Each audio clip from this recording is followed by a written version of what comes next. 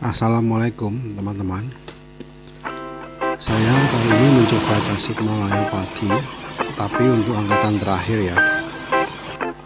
Ini berangkat pukul 11 siang dari Tanjung Priok. Ketika saya masuk ternyata penumpangnya baru saya sendiri, padahal itu sudah pukul 10 lebih 15 menit.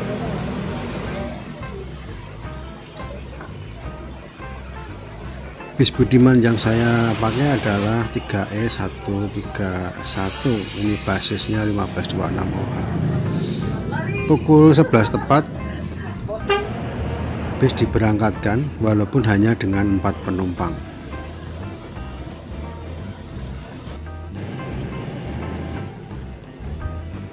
Kita keluar dari terminal Tanjung Priok, di mana kiri kanan sudah berjajar bis-bis akap.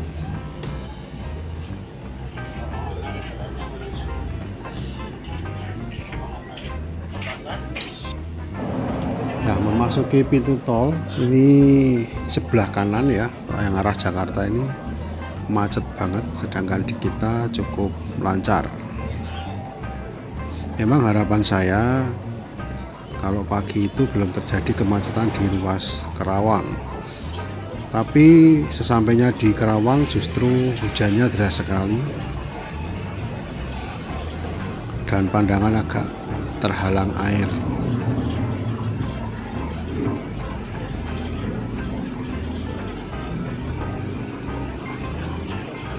Nah, di saat seperti ini kita semua memilih untuk istirahat.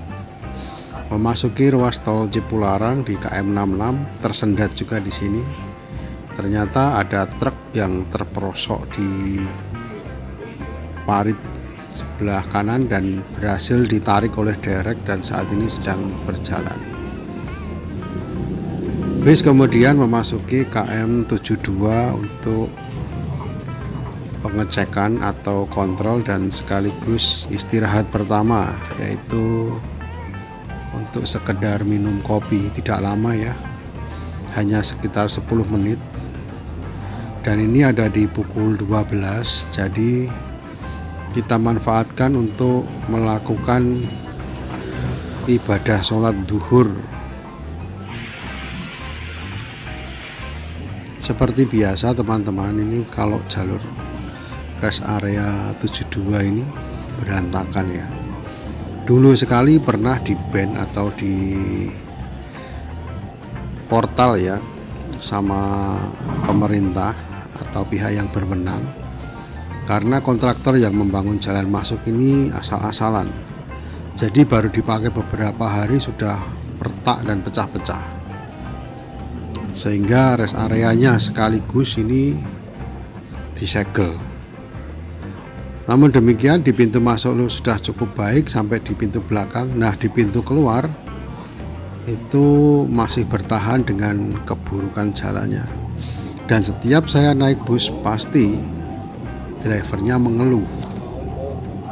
Walaupun driver itu selalu lewat jalan itu ya, tapi selalu mengeluh karena memang jalannya terlalu buruk. Dan ini jadi catatan ya untuk pengelola jalan tol dan pengelola rest area untuk memperhatikan khusus ini pintu keluar KM 72. Kalau kubangan mah lumayan ya, kalau ini bukan kubangan lagi, sudah terlalu dalam dan berinjol-berinjol. Kita melanjutkan perjalanan menuju arah Cilenyi. Nah, kita melihat ada plang arah Sadang kiri, padahal dulunya nggak ada ya. Ini di KM 74 apa ya kalau nggak salah. Dan ternyata ini adalah tol baru teman-teman, ini exit tol baru ya.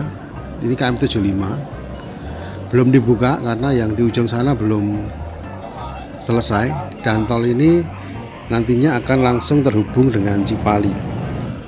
Nah, itu adalah jembatannya yang masih terpotong, jadi belum bisa nyambung. Dan ini adalah jembatan Cisomang di KM 112. Ini meskipun ada di baris kanan, tapi ini tidak begitu kencang. terbukti banyak kendaraan yang menyalip di sebelah kiri. Drivernya santai sekali, seakan kalau mindah gigi itu ada jedanya. Dan turunan panjang pun ini tidak berani ngegas seperti Pak Tegar ya. Kalau Pak Tegar itu sudah handal, dia selalu nomor 1 katanya.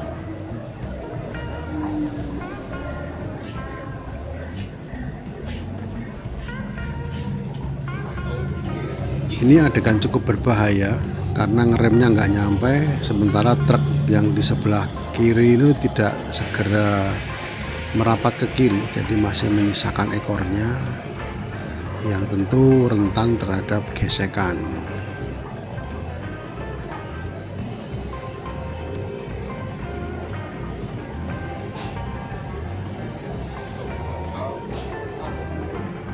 Nah, ini teman-teman lihat ya, ini banyak disalip dari sebelah kiri. Ini artinya meskipun ada di lajur paling kanan, bus ini tidak begitu kencang. Padahal ini jalanan cukup lengang. Coba dibayangkan kalau misalnya tadi di KM 72 kita pas sholat duhur dan tiba di rumah makan itu pukul 15:10 dan 15:13 itu adzan duhur ya. Ini kita skip saja dan kita sudah keluar dari pintu tol Cileunyi. Kita berada di ruas Rancaikek. Di sebelah kanan ini terjadi kemacetan dan di kita juga agak tersendat sebenarnya. Nah, bapak ini selalu menunggu kendaraan yang di belakang untuk menyalip lebih dulu sebelum ambil ke kanan. Seperti ini kalau saya ya, saya langsung ikutin mobil sedan itu sehingga dapat jalur, tapi bapak ini enggak, sudah nyalip malah mengalah dari yang kanan untuk jalan lebih dulu ya kan. Sebenarnya kalau tadi dibiarin aja sih, mobil yang di depan itu langsung jalan, jadi mereka nggak kagok untuk ngegas. Kita sampai di rumah makan Abub ini di Nagrek, kondisinya masih sepi dan ini adalah bus satu-satunya yang ada di sini ya. Ini 3E131. Ada gundukan pasir dan kerikil, mungkin ini adalah bahan untuk mengecor semua permukaan jalan di permukaan halaman ya. Dan lanjut kita perjalanan selanjutnya di ruas Limbangan. Jalan cukup padat ya dari sisi sebelah depan dari arah berlawanan. Sementara di arah kita ada mobil kecil yang sepertinya ragu-ragu mau berhenti di sebelah mana. Pada ruas ini mengingatkan saya dengan ruas jalan di Padang ya. Padang menuju Bungus itu ada ruas-ruas seperti ini dan warung-warung seperti itu. Tapi saya ke sana sudah sekitar 6 tahun yang lalu. Bagaimana kondisi saat ini saya kurang paham.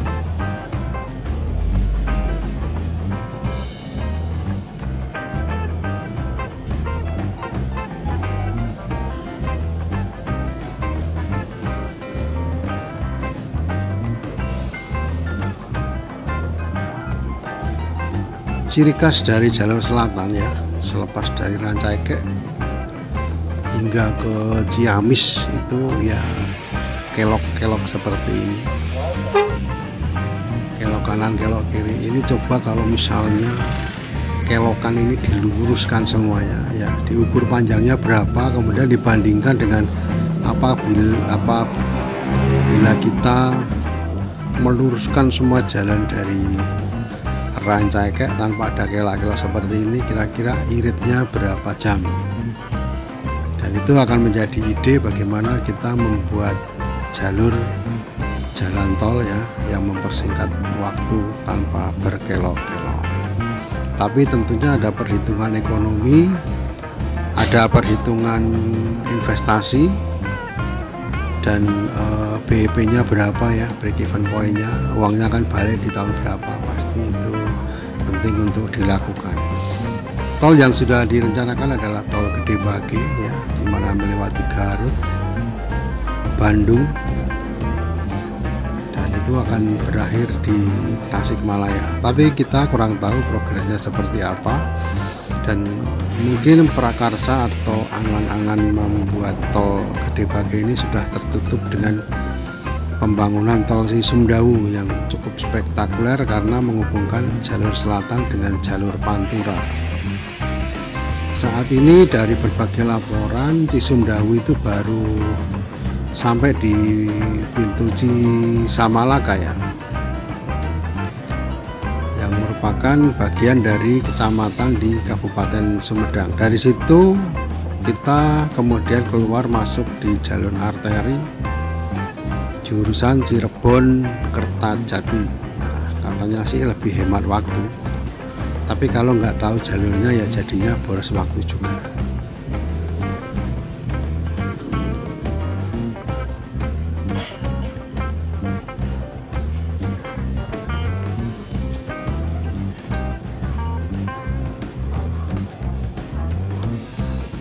Ini jalur yang sudah mendekati dengan daerah Sukamana, masih di area Garut.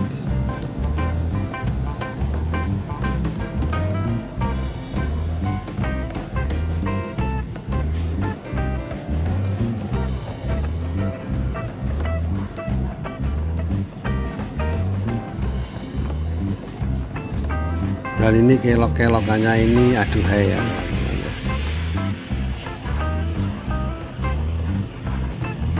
Nah, kita baru kelok ke kiri, tahu-tahu kelok ke kanan, belok-belok terus. Karena ini menggunakan Mercedes 1526, remnya sudah double pump dan setirnya sudah power steering, jadi lumayan enak. Walaupun kelambu biru menutup segala panel-panel untuk audio video, sehingga bis ini terasa senyap tanpa musik.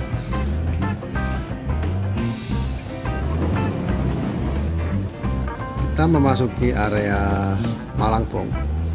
Ini adalah checkpointnya Prima Jasa. Ternyata di sini baru saja dilanda hujan.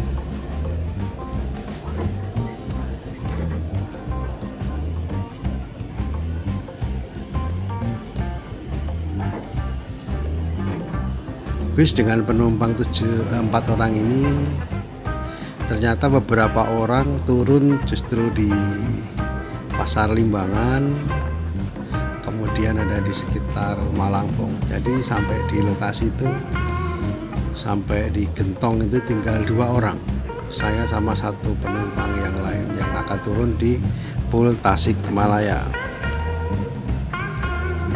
Ini adalah ruas Malangbong.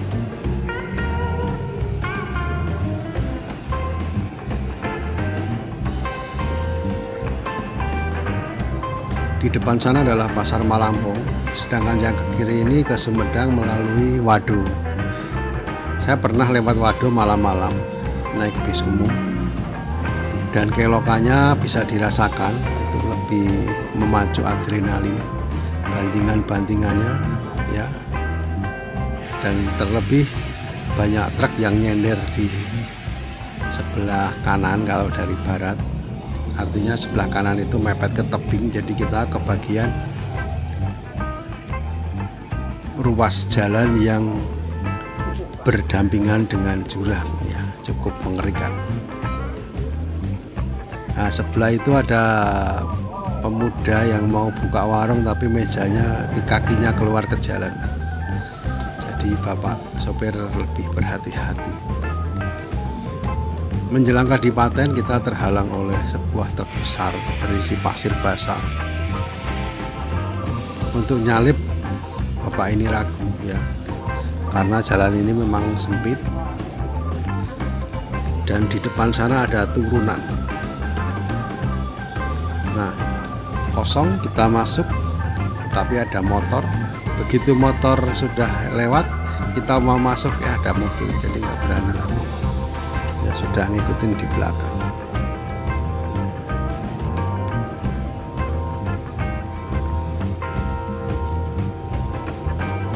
jalur ini memang akrab dengan kendaraan besar, truk-truk, dump truk super gitu ya, yang 6x6 seperti 4x6 ya, berisi pasir. Mungkin pasirnya berasal dari pasir Gunung Galunggung ya, karena pasir Galunggung itu termasuk pasir yang terbaik untuk bahan bangunan. Ini Kadipaten dan kita akan turun menuju Gentong. Truk di depan kita agak mengurangi kecepatan karena bahaya kalau los ya, jadi kencang ngeremnya bisa nggak nutut atau nggak kesampaian, dan akhirnya kita bisa nyalip dan kita memasuki turunan Gentong yang pertama dari sisi sebelah barat. Ini cukup berbahaya karena turunan langsung disambut dengan tikungan memotong tajam.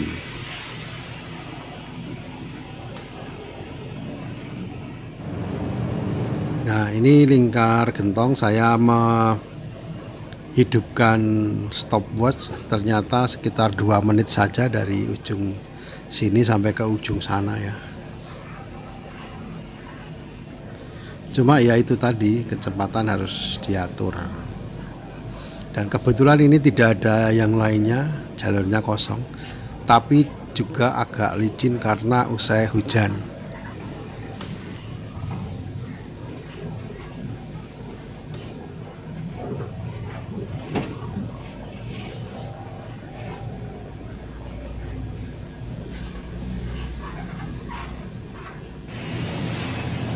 Nah kan basah jalannya.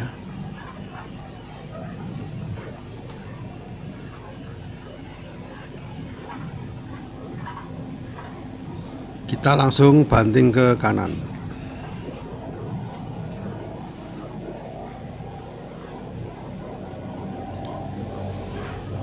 Memang kalau dilihat secara umum bapak ini tidak kencang-kencang amat ya membawa bis. Dan yang paling dipertimbangkan beliau adalah kenyamanan dari para penumpang, sehingga menghindari sekali adanya hentakan persneling. Pengereman pun dilakukan bertahap sehingga kenyamanan tidak terusik. Yang sudah terlanjur tidur tidak terbangun, yang akan tertidur bisa melanjutkan sampai tidur beneran.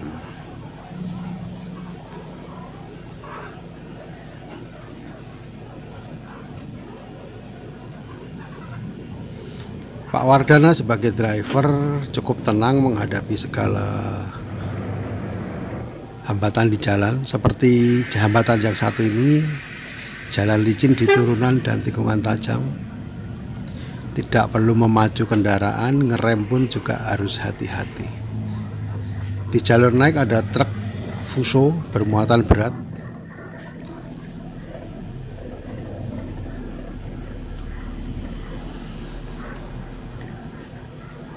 Dan kita turun di sini, di jalur ini.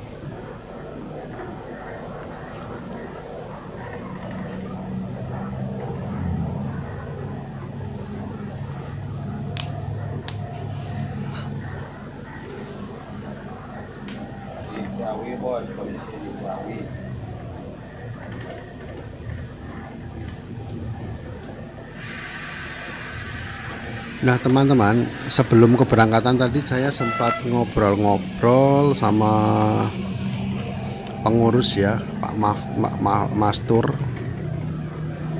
bahwa untuk pagi ini hanya 4 armada yang berangkat pukul setengah 6, jam 7, 8 dan jam 11. Tentu dari 4 armada itu salah satunya adalah armada Banjarsari.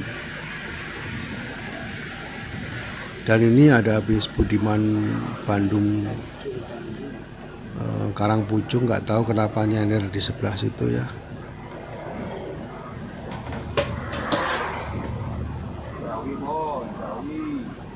Ini adalah warung makan Gentong yang menandai berakhirnya turunan tajam dan tikungan Gentong. Dan sebentar lagi kita akan sampai di SPBU untuk kemudian saya menunggu bis selanjutnya untuk melanjutkan perjalanan. Sampai di SPBU Gentong ini waktu menunjukkan tepat pukul 17. Jadi kalau dihitung dari pukul 11 perjalanan itu ada 11, 12, 13, 14, 15, 16, 17, 6 jam perjalanan sampai di SPBU. Kalau Pak Tegar pernah saya hitung itu cukup 4 jam. Nah teman-teman, saya menunggu bis untuk nyambung ke arah Karangpucung dan ternyata di pukul 17.44 bisnya datang. Ini Karangpucung Bandung. Nah untuk hari ini hanya 2 bis yang ada, yang untuk Karangpucung Bandung, yaitu pemberangkatan sampai di Gentong pukul 4 sore dan ini pukul 6 kurang seperempat sore. Baik teman-teman, sampai di sini dulu. Terima kasih sudah menyimak. Kita jumpa kapan-kapan. Salam.